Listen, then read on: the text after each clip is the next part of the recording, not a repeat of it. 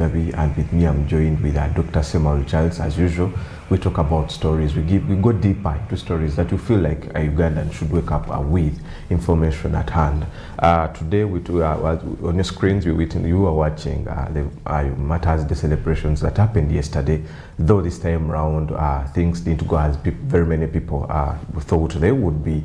As Matters Day celebration were celebrated from different churches. We didn't see the much gathering that usually happens in Namugongo Matters Shrine, but this time around they happened on actually every church celebrated Matters Day, and due to the outbreak of Ebola within the East African region, specifically DRC and Uganda, we were able to see that the Matters Day celebration were cancelled, and a few people or delegates were invited, and actually those that attended the Matters Day celebration in Namugongo Matters Shrine, they were on invites only, and very many people, I would say, they weren't happy because I was able to witness two gentlemen from DRC Congo. One carried a brother to the shrines to celebrate and to pray to God so that his brother can be healed, but surprisingly things didn't go as he expected. He was denied entrance. They were denied entrance onto the premises. But besides that, we are going to have stories that over yesterday Uganda celebrated 50 years with the European Union, and where we saw the President of the Republic of Uganda, His Excellency President Yoweri Kaguta Museveni. He came out and asked and urged the European Union to support the African industrialization, being that industrialization is the way to go for the African continent. And if you've been observing the president's speech for a long time, he usually emphasizes very additional on two commodities, the agro-processing industry, and on to saying that if you add value to the products that are being produced within the African continent, it will enable a development within or onto the continent. But besides that, still enough in the East African community, Samia Suluhu, the President of the Republic of Tanzania, she is on a 3-day visit to Russia, and we don't really know what's behind the visit, but we expect possibilities are is Tanzania planning to join the BRICS? So we are going to talk about such stories, and also the ongoing protests in Tanzania, in Nigeria, where teachers are demonstrating all over Nigeria over the abductions of students and teachers in Oyam State. Doctor, good morning. Good morning to you. It is the 4th of June 2026. Yes. So how do we say it is the 4th of June 2026 in that language that usually teachers? Not really. It's a new month. In some of our local languages, we call it Sebaseka. I remember that. Sebaseka. It's a month of dealing with yields. Do you have any plants that you planted so far this year? Yes, I did. What did you plant? I have matoke in Gayaza. Okay. Yes. Oh, your farm is at my home. It is not that far. Yeah, it's good to plant. It's good to plant something. Most especially when it comes to seasons. You know, in our own setup here, we have 4 seasons. We have 4 rain seasons actually, and we encourage people, those that have a little bit of space where they can plant something, to plant. Yeah, to plant something. This will be the time when maize yields really go high, and it has turned out to be a staple food. Posho has turned out to be a staple food, which wasn't in our society here. Posho was for a specific class of people, not people that had minorities. Actually, Posho was specifically for schools. Not really. I didn't want to say that specific class. Schools, no. School is just, I think it's around late 90s. People were eating well. Schools had farms. Of course, I'm not talking about. I remember even way back, schools had trucks, those big trucks that would carry food from farms. Yeah, they had farms. We used to dig. In at our, schools. At schools. Yeah, there was the specific day that was a resort that was, put aside where people would go on a weekly basis. Yes, we go and dig, and I personally was a school dependent in order to study for my A-level. I was working on the school farm, so it is something that I don't feel shy about, but maybe I feel shy about it because most people in our society now don't have anywhere to plant anything. Sure. So that's why we so much thrive on our fake food. We download the food now. People download food, but and good that's thing what that we call the- a class. Yeah.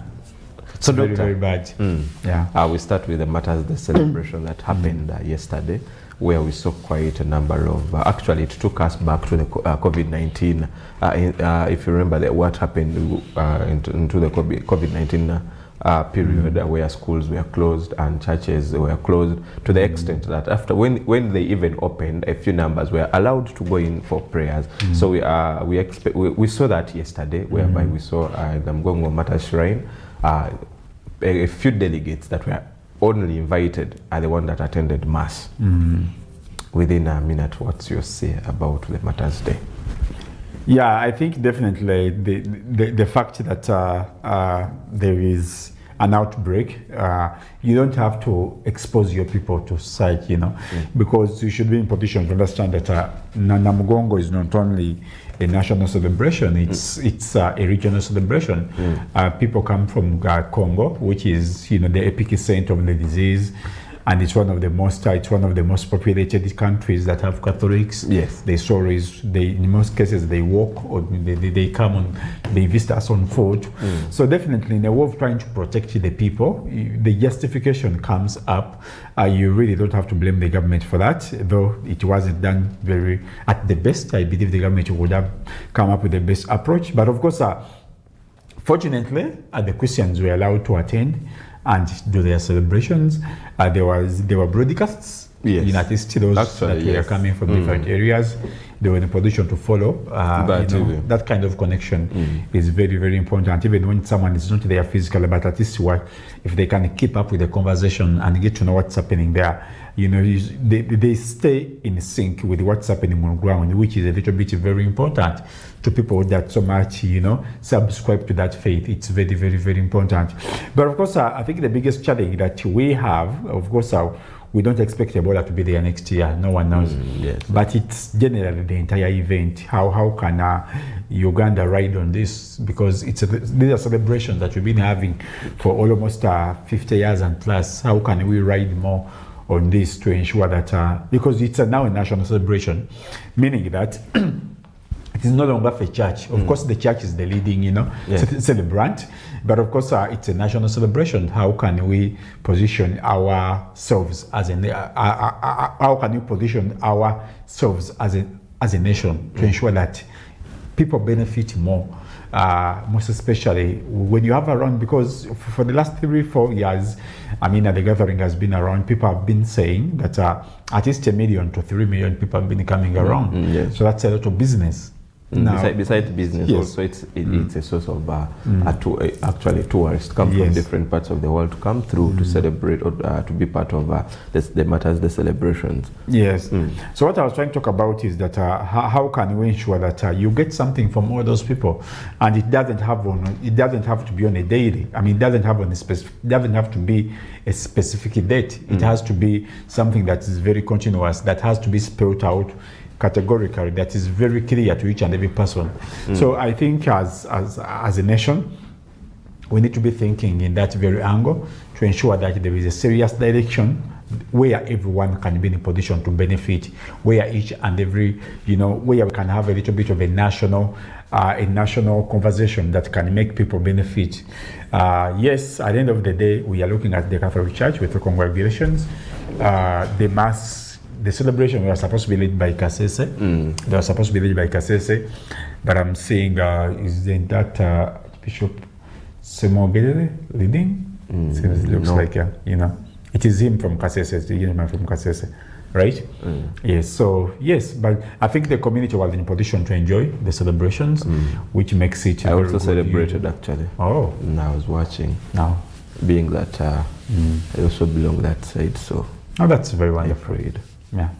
But Doctor, besides that, let's go into the 50 years of Uganda and the European Union that were held yesterday, and where we saw the President of the Republic of Uganda, His Excellency Yoweri Kaguta Museveni, he came out and urged the European Union to support industrialization of Africa as a continent, but specifically Uganda being that one of the key factors of the NRM government is industrialization and value addition, because actually we've witnessed and we've been able to see quite a number of industries being generated all over different parts of the country. For example, Mbale, Sinoko Industrial Park, when you come to Namunkekera and Namambe. So do we believe, or could it be the reason behind why he emphasized that the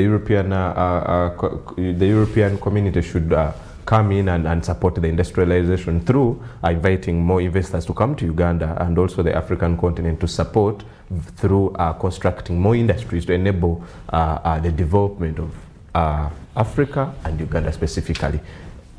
I think the 50 years of industrialization, there are so many ways of looking at it. The best approach could just be that those 50 years have not been of help, and they've not been of hope, or what they've done is exploitation. When you say exploitation, how and what do you mean by that? How have they exploited the Ugandan or the African continent? It's exploitation, it is stealing, because at the end of the day, they know exactly what to do.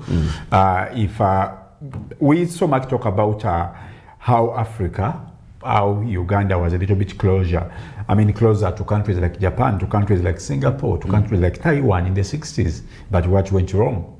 What went wrong are the policies that the Western Union, the Western companies or the Western states, through the IMF, through the World Bank, through all those sanctions all those policies that they've had towards so many African countries, that African countries have failed. If you're talking about what you call foreign direct investment, FDI, and if you happen to look at the following, the specific industries that have been in position to get established on the African continent, how many of them are coming from Europe? Not because they don't have the money, but because that's not their intention. They don't so much plan to ensure that they get these states, African states produce. Because at the end of the day, if Africans get into the industrial kind of approach, it means that they don't have access to the resources. So for them, they prefer to look at Africa, they prefer to look at Uganda as a source of raw materials, So, yes, that's what they've been looking at. They've so much blanketed our society, the African continent, as a source of raw materials. So if you're talking about them trying to change a little bit of their perspective to ensure that there is investment, it's very, very hard. This is what they call investment.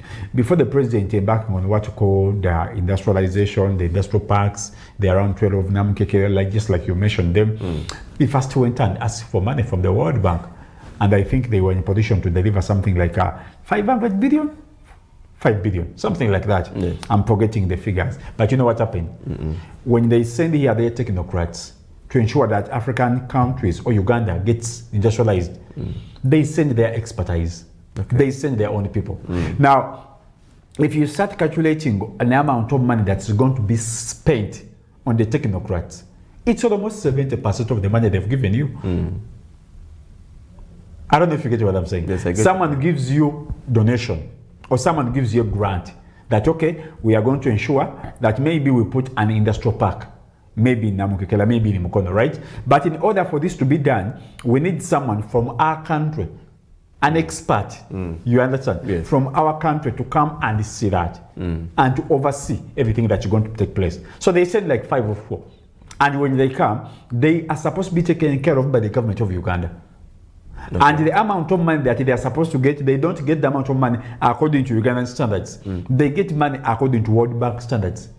Now, by the time the project is done, almost 70% of the money that they've given you has already gone back to them through the experts, through the expatriates that they've sent. Yes. So the president knows this game. I think he was just mocking them. He knows this because it's on record that the president has always been saying he has been asking for the money from these guys. But they don't. They only want to give him money for capacity development, where people go in seminars. Actually, the president was saying, he came up, he coined some tough word that I've not heard before. He said, Africans have become professional seminar attendants. Because they don't miss any seminar. They don't miss any seminars because they go, they eat sumbusa, and a cup of tea. Yeah, they give you 4 meals and they give you transport refund. So most of the Ugandan ministers, even those ones that we are vetting, they are becoming professional seminar attendants. So for each and every project that comes in, the European Union calls you, the Embassy of what calls you, they invite them and they give them facilitation. They invite them in some of the big hotels, right? Yes. They give you 4 meals a day. They even disturb our people. How can you give me 4 meals a day for 4 days? Then I go back to my original diet after destroying my stomach and everything. So the point is the president has always been complaining that when it comes to giving development fund, these people are not interested. But when it comes to capacity development, human rights, women emancipation, condom, press freedom, they facilitate a lot. Why? Because for them that's a weapon. Now, when you talk, we don't have any European country or European investor that is interested in Africa. Those who are interested in Africa, they are Devafede. You understand? Yes, I get and that. they have investments here, by the way. There are so many farms that are operating in Uganda. There are so many farms that are operating in the Indian Ocean. There are so many farms that are operating around the Mediterranean Sea. European farmers or European investors have bought a lot of land. And you know what they do? They produce organic food, right? And they take it to their country. And organic food is very, very expensive in there. Very, very expensive, you know? But they give themselves access to produce. But when Uganda wants to export that, they don't give them a chance. So it's a little bit of a game, and I think the president knows this game very well. I think we are just mocking them. Actually, he said that the reason why the EU should emphasize or should support the African industrialization because it will enable economic independence by through industrializing the African continent. Very many people, or very many, it will reduce on African or specifically Uganda, depending on the European countries or the European Union. Because at the moment, the continent or the world, Uganda as at large, it will be producing commodities that will enable or will be able to compete onto the world market. But besides that, he said this will be also a source of employment to the increasing population of the African continent. Very many people are unemployed, but the more industrialization, the more employment opportunities to the youth, being that of late youth, all the genes are dominating. But Dr. I want to pose a question. I actually asked this question before coming on air. Do you think the African continent, specifically Uganda, can we survive without the Western intervention when it comes to our economy? Yes, we can survive, but not under this leadership. We can survive not under this leadership and not by the terms and the way we do our things. By the terms and the structure of the leadership, the constitution, the democracy, we are still dependent for the next 1,000 years. So we cannot survive without their intervention at the moment. I am saying, if we go by the arrangement, by the constitution, by the document, by the leadership status, right? And by the terms and the conditions that we are operating in, we are still dependent for the next, I think, 100 decades. We are still dependent. But if we are to get out of that, it doesn't require enough. It's like doing abnormal things or doing normal things in an abnormal kind of system. So with the kind of system, with the kind of approach, with the kind of progress, with the kind of structures, there's so many fake documents that we have. We call them our constitutions. We are not moving anywhere. And this entire system is wrapping us. That's where exactly that's where exactly they want us to be. That's exactly where they want us to be. And they work so hard to ensure that we keep up with this kind of arrangement. That's the kind of game that they want us to play. And definitely, I am very sure that we can't win it. We can't win it. They are 100% very sure that we can't win this game. That's where they want us, and they will give in a lot of money. We've just talked about the unemployment. How so many young people are unemployed in that very level. They are very unemployed because they are poorly taught. This comes back to the education sector. It's not even an education sector. Education doesn't mean that you go to school. Education means that you learn. When you say they are poorly taught, what do you mean by poorly taught? Definitely, when you put someone in this fake system called education, definitely, how can someone become 20 years and they are still dependent? And they cannot even find what to do. And parents take pride in that. No, let me tell you something. Now, it's a little bit, the entire system that we are operating with as Africans, it's not for us. Let me tell you something. By the time an African is 7 years, they should be having chicken around. They should be having pigs around. They should be having some kind of plantation around. But this is what we do. We take our kids out of this entire system and we put them in a school system, which is okay. Come on, they learn how to socialize, they learn how to grow, right? And then after the 7 years, we take them for 4 years. That is O level. And then 2 years A level, right? And then we start expecting a lot of them when they join university. Right? Now, 25 years or so in a system that's not empowering them anywhere. And the parents have become professional chauffeurs, like professional drivers. Yes. You know what parents do? It's the responsible parent to drop your kid to school. You have to do it. And people are enjoying that.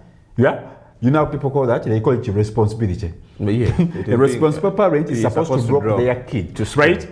But the responsible parent cannot empower any of their kids when they come back in their holidays. You know? We did some training here with one of our programs, Yugi Kids, and we took the kids to a banana plantation. Now these are kids. We had girls of around 18 years, and they don't even know bananas are planted. They've never seen anything. And the mother was like, you know, it was very, very disturbing. Like for real, very, very disturbing. No, the girl is 18. That means she's a potential mother. She's becoming a mother, biologically speaking.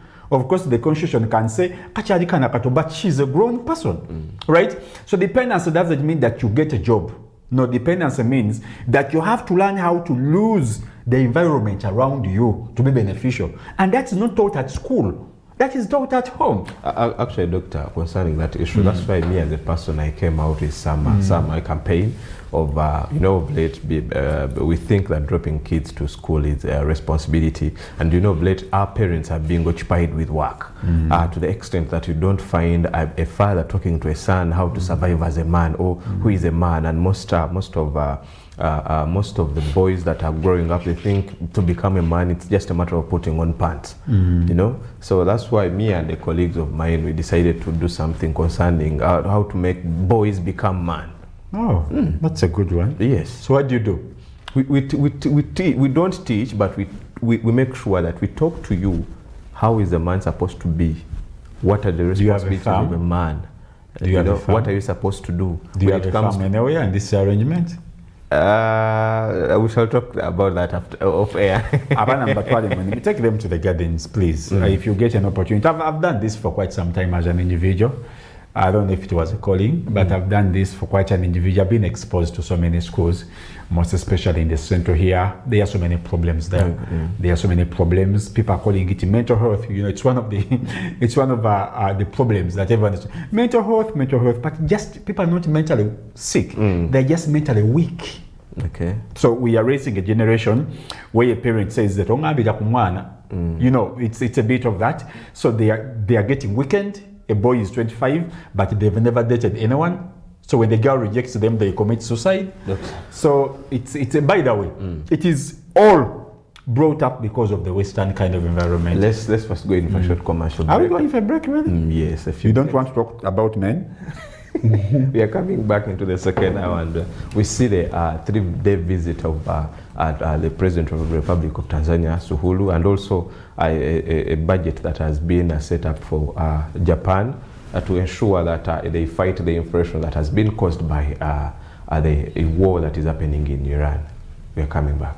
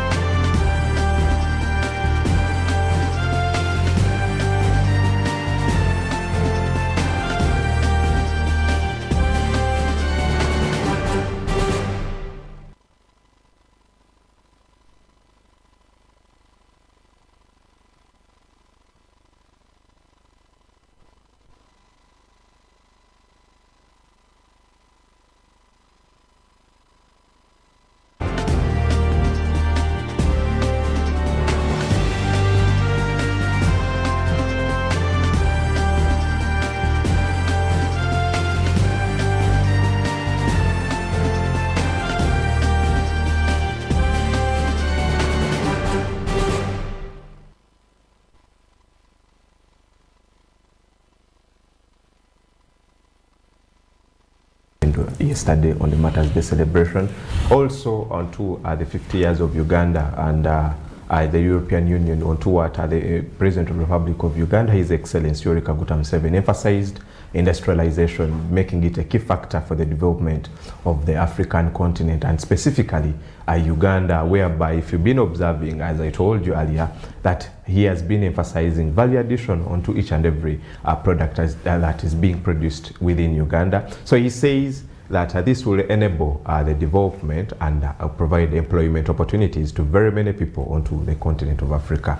Doctor, back to the East African community, we are seeing the President of the Republic of Tanzania, Samia Suluhu. She is on a 3-day visit to Russia. And you know, why is it surprising? Because she has never left her country going abroad.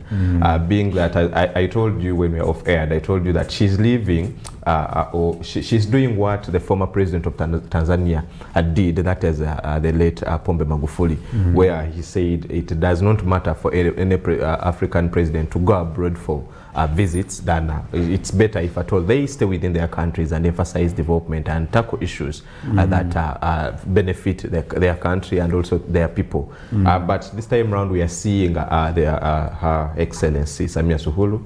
She's in Russia for a 3-day visit, and she was given a president treat by the Russian president. And in my opinion, I think could it be that Tanzania is trying to join the BRICS, and also we're seeing this because of the ongoing war between US and Iran. Very many people have decided to channel to Russia and China for the better, being that at some point they feel like the more we rely on to the United States of America, the more we lose than we would have benefited. Yeah, the relationship, Samia Suluhu has not been, a common visitor. If you happen even to look at the African continent, I think she has not visited more than 70 countries. Yes. She has not visited more than 70 countries. Of course, she has been a guest in Uganda. Very many times. She has been a guest in to Kenya. She has gone to Namibia. She has gone to Mozambique. I think even Rwanda. She stopped on the border. They had a function, but she stopped on the border point. Those are some of the countries where she has been as a guest.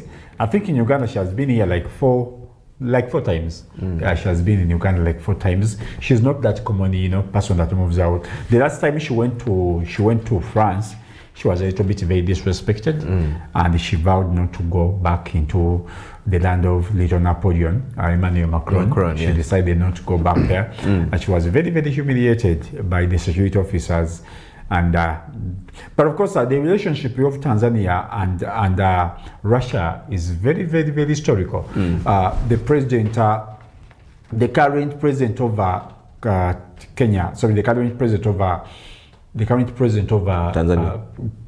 The current president of Russia, Vladimir Putin, had headquarters in Tanzania. Yeah, he had headquarters in Tanzania. He was always together with people like Yoweri Kaguta Museveni.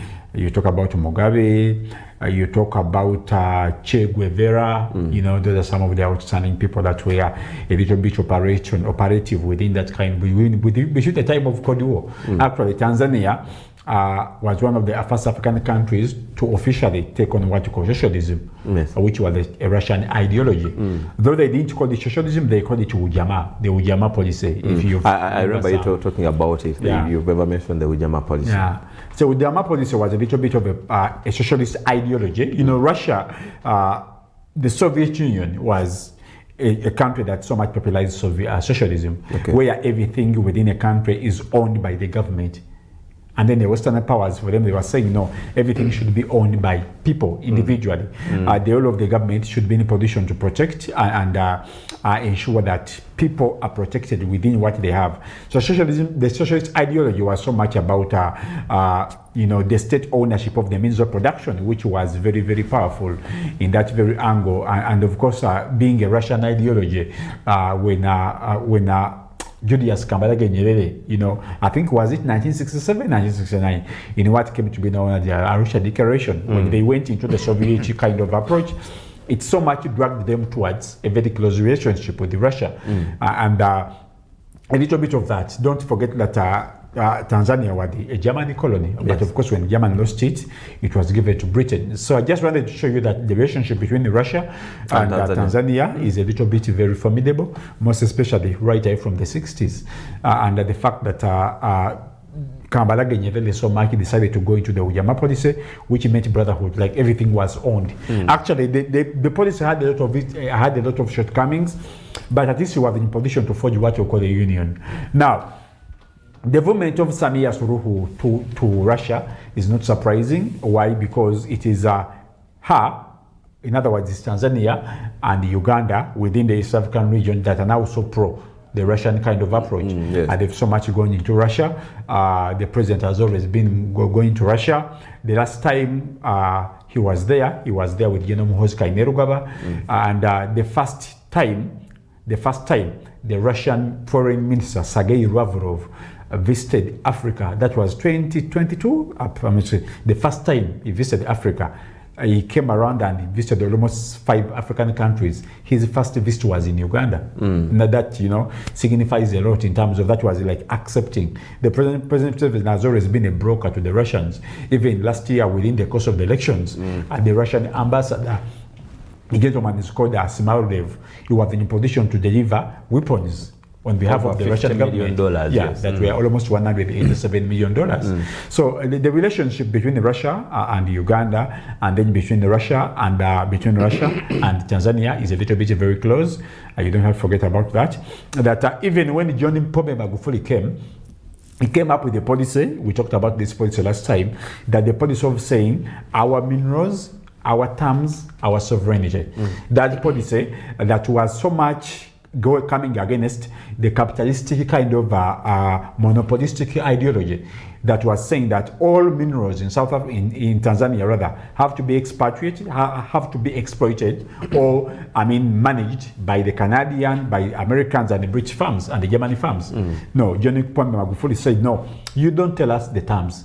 That's why he came up with the policy of called saying, which was so popular, and Samia Suluhu is pushing it forward. They are saying our minerals, our terms, our sovereignty. So basically, it was because of that Russian firms, the Gazprom, so many Russian firms are now doing business in Tanzania. Okay. That's very, very important. So Tanzania is one of the fastest growing countries in the East African region. Very fast growing. I'd say it's the biggest country within East Africa. And definitely, if Russia is very much interested in consolidating the East African region, of course, with the current president, Uganda is almost one of the headquarters within the eastern and central part of Uganda. Yes. Africa. So definitely, they would love to have. So Samia Suluhu, remember, all Western powers have so much tried to neglect her because of what happened on 29th of October rather, last year. Because of the elections where almost 500 people were killed after demonstrations. And we saw quite a number of sanctions that were put onto the President of the Republic of Tanzania. Yes. But actually, the sanctions, most of them came from the European Union and also the United States of America. But Russia was very, very quiet. They just congratulated her. Actually, they sent a congratulation message upon winning her election. Yeah, they just congratulated her. And I think now that there is that kind of divide, that kind of condemnation, she so much tried to do it by coming up with a PR firm. I'm forgetting the name of that public relations firm. It is an American venture, capital firm that is based in American Congress. They wanted to lobby. Doctor, the chain. Do you believe that Russia and China are the problem of the African continent? Why am I saying this? Because we are seeing the European Union coming out. We're seeing the US coming out condemning the violence and the human violation rights being done onto the Africans, but they don't condemn. Russia and China, they don't condemn. They just keep quiet and keep silent. You've mentioned in your submission that we saw when we were going in for the polls, the Russian government gave the Ugandan government weapons of almost $150-something million. So should we say they don't mind about rights of the people, of the African people? They just mind about business and see how they can progress regardless of whatever that is happening onto the African continent. Yes. The Russians are genuine and the Chinese are genuine. The Western powers are not genuine. Because if it's condemning, like seriously condemning about human rights abuse, are you in a position to see what the ICE is doing in America, how they arrest immigrants. It's terrible. Okay. You know, it is bad when an African leader does it, but it's right when they're doing it. Have you heard any of these countries, any of these organizations condemning what's happening in Gaza? No. Where young boys are shot in their testicles by the Israelites. Have they condemned it? Have they condemned what the UN forces are doing in Congo, including vaccinating young kids with so many fake terrible diseases? Not really. So have you seen them condemning what's happening in Kordofan? All what they do is to provide those guys with weapons. We call it a war between Dagalo and Burhan, but we all know this is not Dagalo and Burhan. They are their ambassadors. So if you're talking about condemning, or I'm not condoning what Africans are doing. Yes. I'm not saying that what Africans are doing is very spectacular.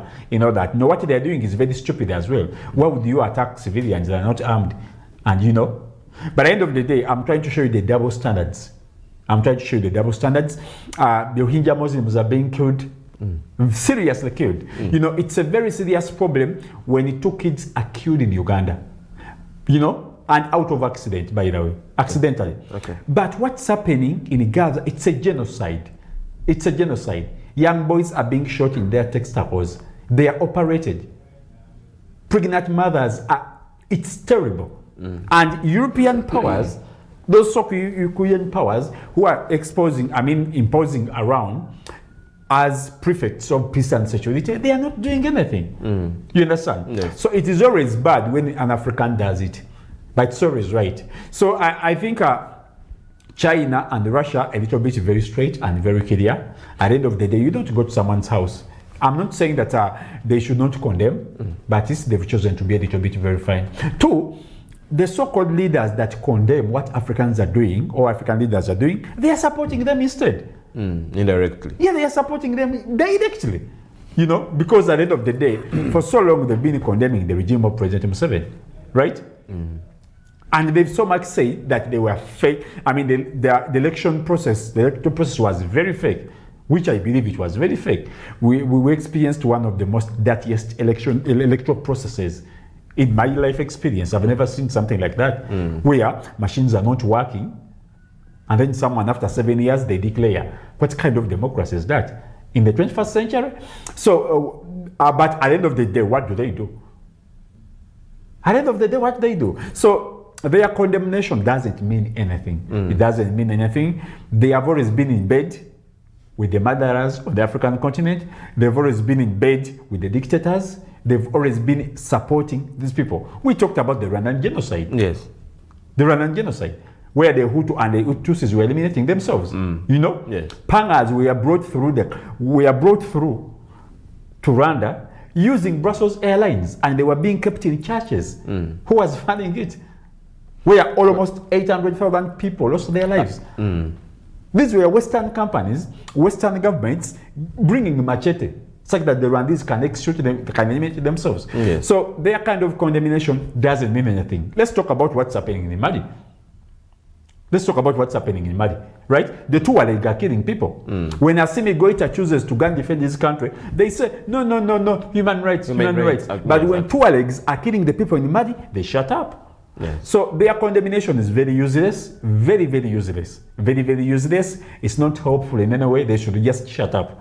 If they choose to condemn, let the condemnation be real and genuine. Okay. And let them impose sanctions, genuine sanctions.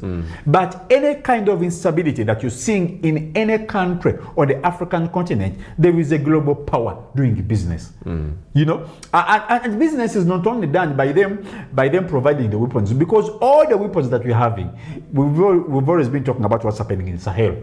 Just go and look at the guns these guys are using. We don't have an African country that manufactures those guns.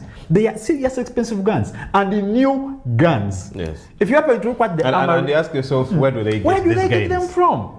So it's business. 2, getting clips. One of the biggest businesses that European powers have been thriving on is propaganda, the media campaigns. So it makes a very serious impact in their industries when they so much get to expose how Africans are dying. They are making business. Their television stations are getting rankings. So even when they come up with any kind of condemnation, it doesn't mean anything. It doesn't mean anything. So their combination is very not right. Let's talk about the regimes. There are so many regimes Western powers have supported. The last example I would give you is about the genocide that's happening in Gaza, right?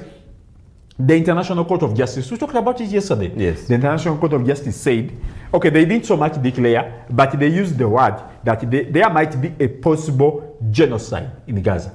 Now, all European powers, including Spain, including the, Spain, that is under Pedro Sanchez, and then Maloney in Italy, and so many other countries, they said, okay, we are no longer going to trade with Israel. We're not going to give them weapons anymore, right? Last week, a report came out that 51 countries, including Spain, including Italy, have always been giving Israel since the arms size. Okay. The peace deal that they signed with Trump in Jan, they've never stopped. So these are what you call double standards. Their condemnations are not hopeful. They are not hopeful. Now, because African leaders also know that their condemnations are not hopeful, they are also getting in bed with them. You see this old man in Cameroon, Paul Biya. At 92, no one is talking about him. The guy is very inept. He's a sick man. And actually, the European countries are not talking about. They're not talking about him. You know why? Because he's giving them what they want. He has signed up. He's a man that is not even supposed to be a local council chairperson. Not because he's incompetent, but because he's a sick man. He's a sick man. He's not sick. He's just tired. You understand? So, but because he does what they like, they will never condemn anything. The eastern part of Cameroon, the western part of Cameroon is very unstable. And the guy is now bringing in the son and his stepson to take over. So long as you're providing what they want to them, you'll never be a wrong guy. They will come up, condemn, and they will come up with the press releases to ensure that everything doesn't come out right. But at the end of the day, they don't mean it. So I'd rather deal with the Trump. At least for him, he comes up straight, But Western powers, or any kind of condemnation that they've done, it has not changed anything, not only in Africa, but elsewhere. Thank you so much, Doctor, for that submission. We are going in for our Today in History, and we want to look at the UPM. Doctor, have you ever heard of UPM? Yes. Actually, UPM. Let's go in for our Today in History.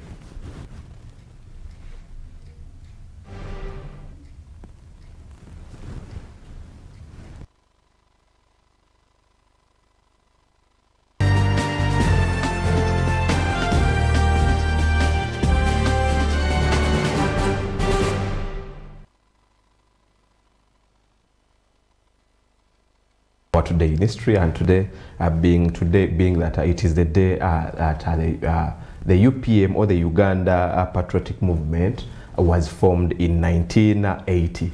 UPM is commonly known by the time when the current president of the Republic of Uganda, that is Yoweri Kaguta Museveni, he came under this party as he stood up for a presidency by then in the 1980s, and surprisingly the results weren't that good, and he was able to score at least a vote by then. But under this... he got one vote? Yes. Why they? You can't believe the president got one vote. Okay. After being... That is 1980. 1980, after him... He wasn't popular. Yes, but then he was appointed as Minister of Defense by under the government of Binaisa, and later on we thought like maybe Binaisa wasn't on track when it came to the development and taking Uganda forward, so he decided to come in and stand in for presidency under the Uganda Patriotic Movement that was formed in 1980, but the results weren't good. But later on we saw under the UPM we saw the National Resistance Movement, the NRA, and later on we are seeing the NRM, but still UPM is in existence and it is being headed by a man called Mwami Matoba. I've ever had a discussion with him in a political show that was Inside Politics, and they used to come through for the UG belt last year, so he's the head of it at the moment, but he says this is the foundation that gave the President of the Republic of Uganda a go-ahead, a clear path that you can come into politics and take this country where we are right now. Yeah. Thank you. You want me to say something? I don't know. It seems like you have something to add on to it. Yeah, I think President Museveni just used UPM. He just used UPM. Actually, I don't know. It was not. Can give us a clip when the president was saying something onto that. Yeah, he just used them. He wasn't. President is not a democratic. President Museveni is not a democratic person. No, he doesn't believe in democracy. You even see how he speaks. He doesn't believe in democracy, but he respects it. You know, each and every time he speaks, he say, that's who he is. That's who he is. That's why, however much he was in a little bit getting into the political kind of arena, he knew exactly how to take power. You know, it's not just very common. There were so many people that were very paramount. Maybe you can generally talk about the history of the political parties in Uganda. Yes. Now, political parties in Uganda have had very, very many challenges. Of course, the first political party was the Uganda National Congress. It was established by Ingenia Kangave Musazi, I think in 1952. You know, these are some of the people that went to the UK. They went, you know, because of having scholarships. They went to study. They got a little bit of exposure, and they came back. Of course, after UNC, then we see the establishment of the DP in 1956, and then we go into the establishment of the Kabaka Yeka in 1961. Those are some of the political parties that we have studied. Of course, the political parties that we have started on the African continent in 1960s, all of them were started with one aim, getting independence. Yes. You understand? Yes. So the kind of political terrain by then was so much encouraging people to go to seek for political independence around that time. So if you go to Kenya, it was the KANU, Kenya African National Union. They had the KANU, and they had the KADU, Kenya African Development Union. And then you go to Tanzania, they had the TANU, Tanzania African National Union. If you go to Ghana, they had the UGCC, United Gold Coast Convention. It was started by a gentleman called J.B. Dankwa. J.B. Dankwa got issues with Kwame Nkrumah, and Kwame Nkrumah started his own party as well, the Convention People's Party, CPP. And then if you go to Nigeria, there was a political party also called NC, National Convention for Nigeria and Cameroon. It was started by a gentleman called Namodi Azikwe. Yes. You know, so the political parties that were studied in the 1960s and 1970s were so much aiming at ensuring that African countries become politically independent. And then the political parties that were formed in the 60s and the 80s, they were a little bit ideological. They were a little bit ideological, and the ideology that we are talking about, it was either socialism or capitalism, because that's around the period of Cold War. That's the time of Cold War.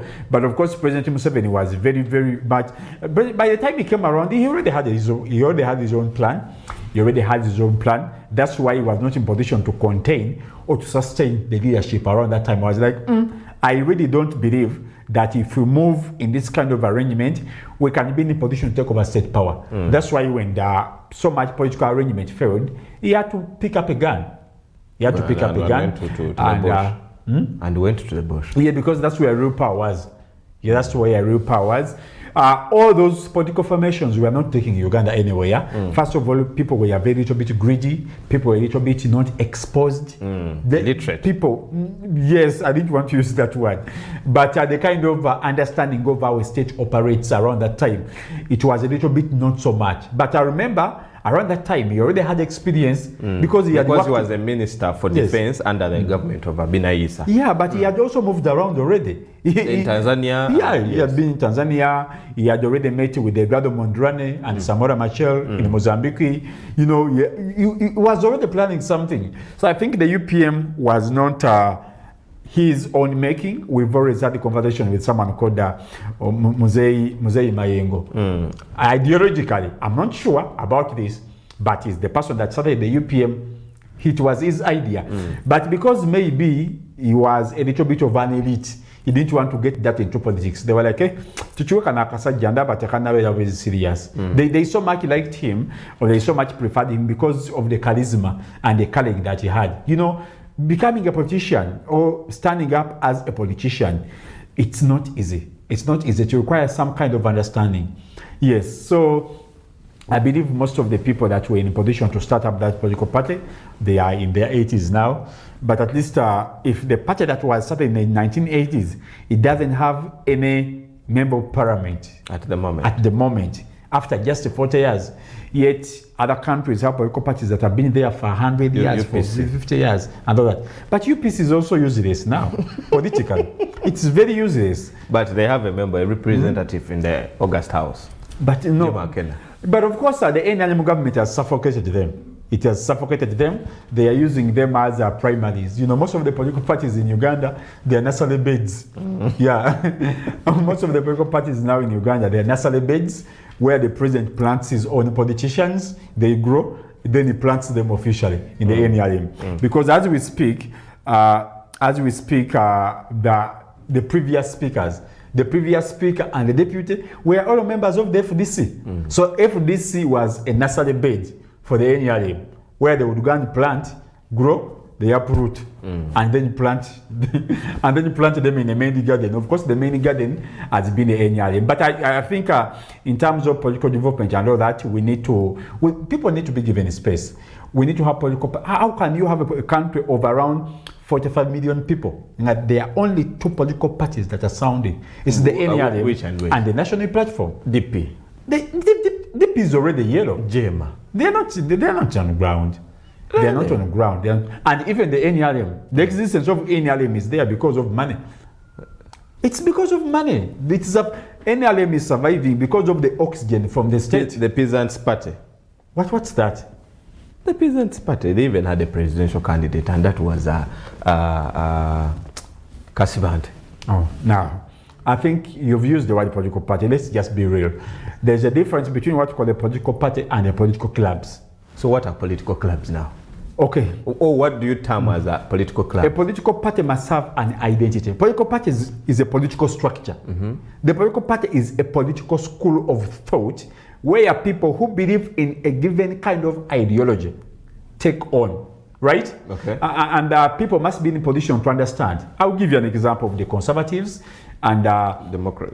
and the Labour Party in the UK. Maybe let's talk about the Democratic Party and the Republicans. You know, the ideology of the Democratic Party in America is known. Number one, civil rights. Yes. Civil rights, that's where there is abortion, that's where there is homosexuality. You understand? Racism, all that. Two, climate change. These ideologies are known. You understand? Three, immigration. Those are some of the powerful principles of the Democratic Party. The Republicans are known, they are conservatives. For them, they believe that America should be an American that is based on Christian values. Okay. You understand? So what are the values of the NRM? They have the 9 points. No, the 9 points are there, but they are not owned. They belong to someone.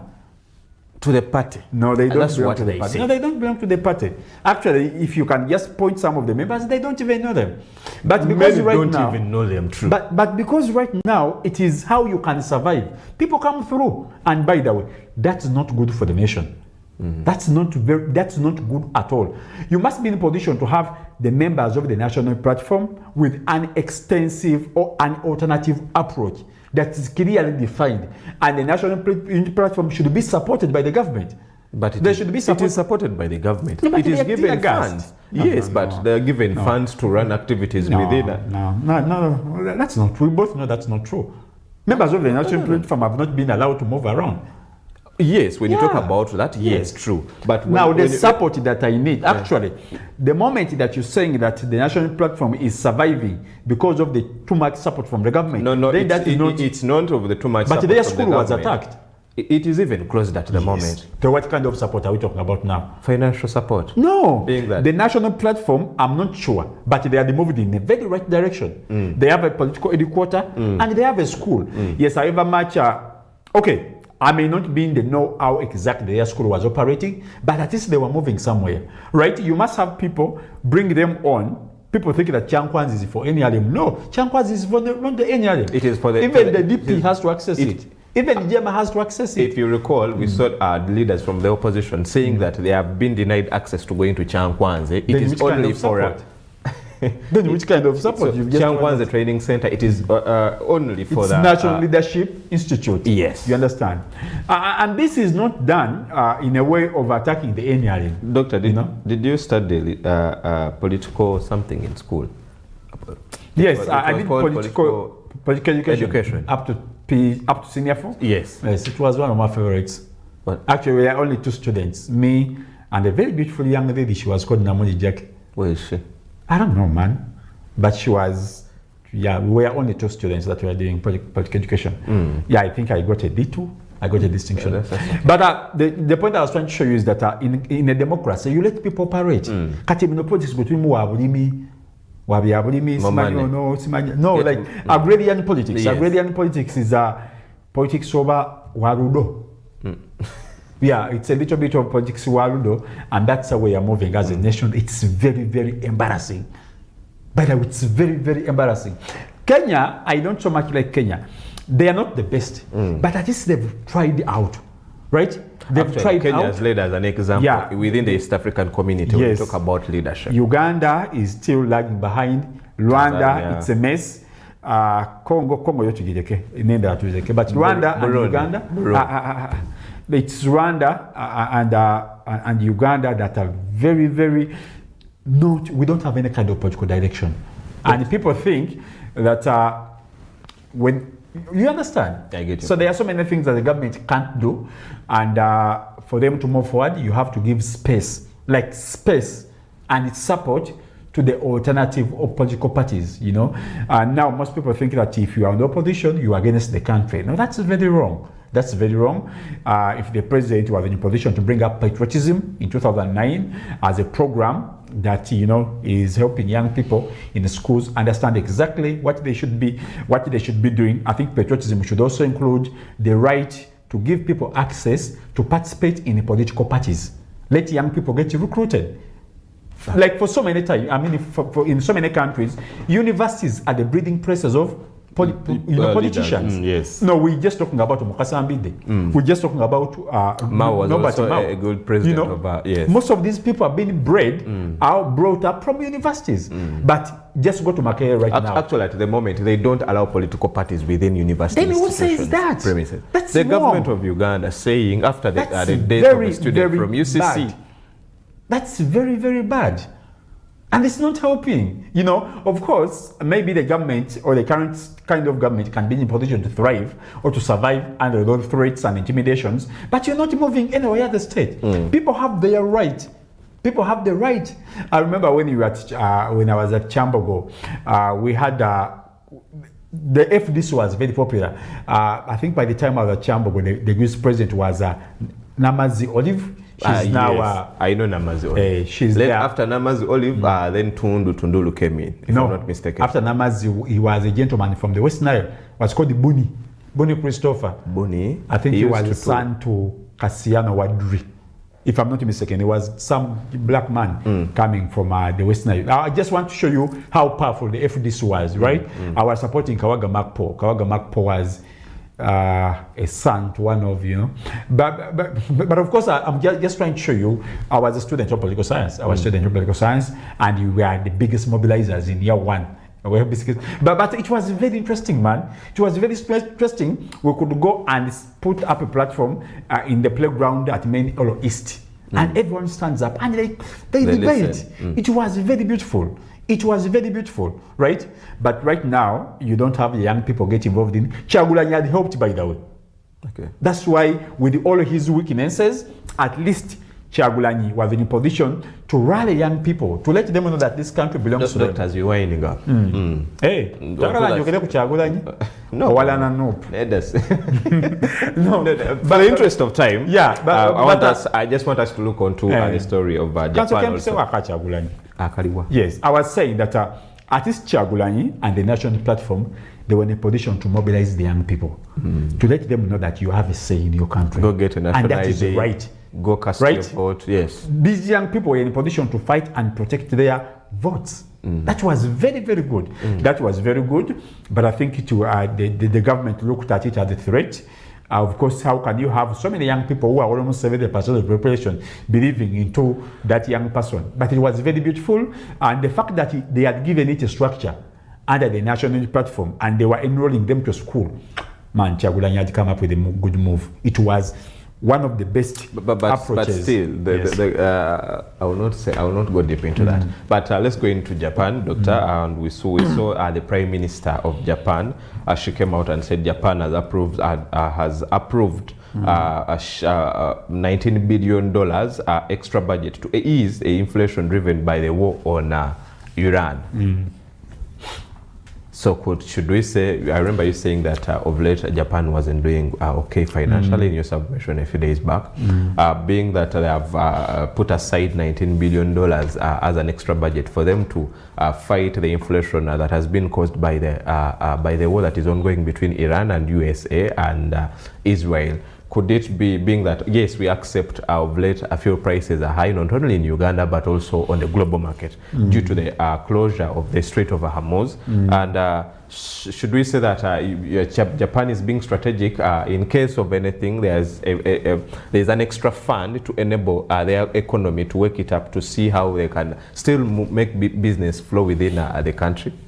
Yes, I think it's not only Japan. All countries are affected. All countries are affected. Just like maybe China, Japan gets most of their oil from the Persian Gulf as well. Of course, Japan can access oil from America. After all, it's an American puppet. It's an American extension. They can also be in a position to use the Pacific Ocean. Yes. The Pacific Ocean to come and get oil from America. But of course, American oil is very expensive. So all countries are affected by the oil. All countries are affected, and they are trying to come up with alternatives. The alternative is how can we in position to survive. And for so long, we've been talking about so many countries, so mane leaders that have moved to the neighbor. But we've not seen anyone moving to Japan apart from Macron. In the last 6 months, Sanae Takaichi, the Prime Minister of Japan, has not hosted anyone, any big person. Actually, she has been doing the moving more than letting people visitors into Japan. Yeah, because there's nothing in Japan. Industrialization. No, there's nothing. Cars. If you have something, you have visitors. Okay. No, like you staying here and I'm staying here. And all the big people are coming into your house. None of them is coming in mine. That means you have nothing to sell to them. That means you have nothing to say. You don't have a global say. You don't have anything to say in a global affair. Everyone's going to China. Everyone. And the fact that Trump and Putin went there within the same week, that was a very powerful move. The Japanese are not okay. They are not okay, but definitely the levels of competition are not the same. The levels of competition are not the same. Japan is economically okay, is militarily okay, but of course not compared to China. Yes. When it comes to population, when it comes a little bit all localized societies, they are very conservative. But of course, the fact that they're also getting most of their oil from the Asian countries, they are also getting affected. Even Uganda has to be looking at that. So what we are looking at Japan responding to, it is also something. But the fact that most of the guests that we've been talking about, Mark Carney, the Vice President of, the Prime Minister of Canada, just been there, Emmanuel Macron, Mars, Trump, Putin, everyone's going to China and no one is coming to Japan. That means Japan is useless in this kind of arrangement. But definitely that's how Japan has been, most especially after their bombing in 1945. They've decided not so much to get involved, to take sides with the European powers. But you don't have to forget Japan is is the most industrious country in that area. Yes. Per capita. China is the biggest exporter of commodities, but Japan is the biggest hub when it comes to production. It is Japan, and then South Korea, and then Taiwan. But because what China produces is more in terms of volume, China produces more in terms of volume, that's why we so much forget about Japan. But China is a newcomer in international business. China is a newcomer. For the last 15, 20 years, there was no China. A little bit like it is right now, but for the last 30 years it has been Japan, made in Japan, So it has been that island, it's an island that has been very instrumental. But the fact is all those countries have always been affected by the war. Sanae Takaichi, one of the reasons when he visited Trump, one of the reasons why she visited was because Trump wanted her to go and support America, such that they could open the Strait of Hormuz. She went in and said, please, in Japan they greet like this. No, we are not like how you greet in Yeah, you keep your problems. You don't bring them to us. I don't Yeah. send them to you. Yeah, so it's just a solution, I believe. They don't have access to oil. And two, they're also trying to get alternatives. They're also trying to get alternatives. Being one of the greatest industrialized states, they need to have access to the raw materials. They need the oil. One of their biggest nuclear power plants at Fukushima, it collapsed in 2010, and last year they declared that they want to have it bigger again. But we say they don't have access to any uranium at the moment. So when they come up with any, they've never had uranium before. So they're coming back to Africa. They're coming back to Africa. They're coming back to Africa. So when the President Museveni is talking about begging the Westerners to ensure that they invest in terms of industrialization and all that, I don't think they will. And by the way, they are broke. All the European countries, they are very poor. They don't have any money. They don't have any money, but people can't believe that. The fastest growing economy right now in the European Union is Hungary. Is Hungary, you know, where What of Malaysia? Where Arsenal was beaten from, in Budapest. Yeah, but that's Hungary. And you know why Hungary is the fastest growing economy? It's because of the Chinese. 40% of the Hungarian economy is pushed by the Chinese. You know, there were so many areas where they used to mine and everything had been left, right? Now it was Mark Orban, you know, the former prime minister that lost it. Hungary, yes. Now it is a gentleman called Peter Maja. Peter Maja is the one that won. I think they had elections last month, but won. Yeah, last month, but won. So when Mark Orban left, then you had the Peter Maja coming in. Now it was Mark Orban that so much went into a serious deal with the Chinese to help them. So when the president asking for support, investment opportunities from the Europeans, I want to talk to the president right here, that the people you're asking to come and invest, they are poor, they don't have anything. So we should opt They're to also China? surviving because of the Chinese. Should we go to China at the moment? We already in China. Thank we you. just have to discuss better. We just have to discuss better and expand on our investment portfolio. So the Chinese have always been coming here to do a little bit of some serious infrastructure and also get involved in some fake businesses. You don't have a Chinese and then you put them in a shop. No, that's not using them. That's not using them to the right approach. We've always had our products here. Actually, they lifted all export tariffs. China. Xi Jinping, when they were in a convention of their Communist Party, they came out and declared that all resources that are coming from Africa, they are going to be brought to China tax-free. I think this is an opportunity. Yes, an opportunity for the African continent. Yes. True. So I think that's very good. And So China is being strategic when it comes to business. It has strengthened ties between the African continent to the extent that, do you know that of late we have construction companies that are coming to Africa to do construction on debts, and later on the government pays later. For example, the express highway that we have in Uganda, the tolls that we pay for 5K going and coming back, it was constructed, but the Chinese government is taking that money for a certain period of time, and later on it will be handed over onto the Ugandan government. Yes. So I think it's being strategic enough when it came to the African continent, because there is so potential within onto the continent, and it is a source of market for their product at the moment. You see very many cars of actually cars are coming in from Japan, from China. At some point you feel like they are trying to take away the Japanese, Toyota, but I don't really know. Besides that, go to the people that are selling clothes. People go to China, they ship in things. There are very many things that are coming in from China. Yeah, but still that doesn't help us as African countries. It doesn't help us. It's like running away from the frying pan and then you get into the fireplace. I thought the cooking oil. Yeah. I think that's why I was saying that we should be in a position to declare a serious investment portfolio and let that portfolio be known by each and every person. If the president is saying that this entire Kisanja, no sleep, is going to be pushed by IT, innovations in information technology, what has been put in place? You know, with so much popularized government programs, right? The industrialization, the industrial hubs that have been put in the Standard Gauge line, the oil refinery, the East African crude pipeline, the Hoima Stadium. Those are some of the projects, infrastructure projects that the government is embarking on. But for this term, what are the engineers? I mean, what are the engines that are going to be pushing our economy? They should be rightly known and let the government deliberately. You know, we came up with Vision 2040. Have you ever read about that document? Yes, I've ever. Vision 2040. Right now, I think we are on National Development Plan, either 3 or 4 under Vision 2040, because we are guided by that document. But sometimes we have a document and then we are not following it. So we're like, okay, people invested in this money. You know, they invested in, I think that was National Planning Authority that came up with the Vision 2040. That's where we're headed. I know what the Chinese government is aiming at up to 2031. Yes. Because everything was talked about and it was made clear within the Chinese Communist Party.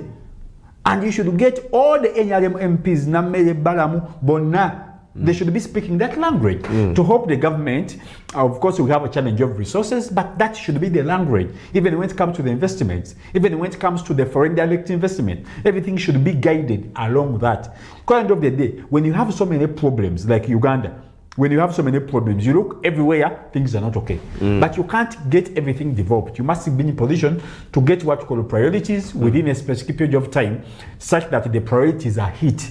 And when you have limited resources, you must be in a position to allocate these resources rightly, in the right amount, in the right time, because you can't deal with everything like it is. So, Japan is going in for that alternative. I think Uganda also needs to look into that. We need to look into that. The oil prices are going very high. They are going very high. People are already feeling the transport issues. You know, Dr. A liter of fuel at the moment at some petrol station is at 7,000. Yeah. A liter of fuel. Yeah, it's very disturbing. And I don't know, the government is quiet concerning issues of fuel. You know, commodities have been, prices of commodities are high because of fuel. And to our neighbors here, people went on streets. I'm not saying it's good to go to streets to protest, but they went on streets to the extent that the Kenyan president had to come out and say, a standard price for a liter of fuel is this. And they reduced fuel prices. Let's first begin. Going on streets, it's constitutional. It is, but not in Uganda. No, it is constitutional. Yes, it is. Because it is constitutional. Yes. I just wanted to clear that. Yes, it is. Going on the streets is constitutional, most especially if you don't agree with something. People have the right. Why am I saying? Why did I bring that fuel prices? Because at the moment we no longer have dealers in middlemen in purchasing fuel. It is the government of Uganda. Under UNOC. And we expect at least a fair price for fuel. We all know that there's a war going on between Israel and Iran and USA. But still, as a government, we should strategize enough and see how, because prices of commodities, when they go high, people will not be able to live. Yeah, but the president said if you don't have... Well, anyway, to go stay at home. No, if you don't people have to look for money. Where are you going? Stay at home. That's what will the kids eat? But of course, I'm not a little bit being sarcastic here, but now, there was going on, but the government doesn't have money as well. The government of Uganda? Yes, it doesn't have money. That's why the president was calling for investors. You don't have the money. You're just getting out of the elections. There's no money. So when we talk about I'm not a government spokesperson, by the way, but I'm just giving you the reality. If we tamper with the oil prices, maybe the prices are high because it's a source of government revenue. And by the way, in Uganda, we don't... But they're extracting from the poor. Yes, I don't know. That's how it has to be. Are they happy when things are going like this? And how many people are we talking about? Because in Uganda... Everyone. No. Don't you use right? No. In Uganda, we don't even have 1 million cars. But we have so many borders. We don't have 1 million cars. Thank you. I am saying... We have many borders. But I'm sure if you happen to use a border from wherever you stay to here, prices have been risen high. Reason being, when you get that border guy, he will tell you fuel prices are high. You know? Yeah, Mugume. And this also points us to a bigger picture. The bigger picture is that we have our new refinery that will be in a position to produce 60,000 barrels of oil on a daily basis. And then Aliko Dangote is also coming in with his, that will be in a position to produce 650,000 barrels on the East African region. And he already has one in Nigeria that is producing 650,000 barrels as well. we should be in a position to trade more. But something that Aliko Dangote said that was very amazing. He said it's a little bit easier for him to supply oil to Spain than to the African than to country. supply it to Ghana. Ghana is a neighbor, Nigeria. The complications between Ghana and Nigeria are harder than they are. They will not enable Than him they to are do for that. him to enable, to export his oil To Spain. It is very hard. It's very, very, very hard. African, I think the African continent should wake up. You know, if at the moment we wouldn't have been in this saga of fuel, being that there is a refinery onto the continent, I'm sure. It's a new refinery. It's a new one. It's a new one, and I think we can get better. We can get better. I feel like I want to support President Museveni for these 5 years. Yes, You supported him. No, I feel I'm tempted. I'm tempted to support President Museveni for these 5 years because of the 4 projects. Now I'm a little bit very strategic. If the East African crude pipeline is done, and then the oil refinery is done, Thank you. and then the standard gauge rail line is done, and then the 12 industrial parks are done, man, Ugandans should produce more kids. But also we saw the minister for Lugoro, we came out and criticized Uganda onto the rising population, saying What's wrong with it? saying that men should be actually the advocates. They should advocate more onto family planning methods. Who said that? Minister Lugoro. No. I think I heard about that. I saw something about it. But I think the biggest challenge with Uganda is not having a population problem. No, Uganda is not having a. What is the problem of Uganda now? All Ugandans. Could it be the problem that the president rose when he was in Kola and said the poor leaders that are being elected by the Ugandans have failed the Ugandans? No, all And that's a problem. Ugandans, that the people that you're seeing in Uganda, the 45 million, can be fed by the food you can grow in only 36. It's just because the population is not planned before. And who is supposed to plan for the population? That's the government. Dr. Yolas remarks. The population of time. Uganda is not planned before, but you can't say that the population is a problem. That means you have failed as a leader. Doctor, we are out of time. Yolas remarks. Ashe, as usual. Lugolobi is my MP. No, we belong to the same clan, so I will not say more about. You not hit harder. But of course, when you say that Uganda has a population problem, the Ugandans should produce more. We still need young people in this land. So many young people are needed. No. He has forgotten that of late. Japan also is calling on people to go to Japan to, Yeah, and by the way, Ugandan women have one of the highest fertility rates. To mention it. Yes, the Ugandan women have one of the highest fertility rates. Ugandans should produce kids, but of course they should be mindful, and the leadership should take over the responsibility. They shouldn't abdicate the authority because we gave them the mandate to plan for us, and I think they can plan better. Thank you so much, Doctor. I believe today the viewers have heard and have got the information that they yearned for to wake up with information at hand. And not forgetting today, it is the 4th of June 2026. Expect the Presidential National Address today. Well, we don't know what he is going to talk about, but in my opinion... Is it 32? Yeah, and in my opinion, I think Ebola is one of the key points that are going to be mentioned today, and on two rumors that have been circulating all over social media platforms concerning the closure of schools. He says no schools. He came out and with a written document from the office of the president, and he said no schools are closed. But rumors have been ongoing. But as for today, allow me let you go watch Skilling Uganda. Me and Doctor, we say let's meet tomorrow, being that it will be a Friday and it will be a wrap-up Friday. We talk about stories that we feel like we should put more shine onto them. A blessed day.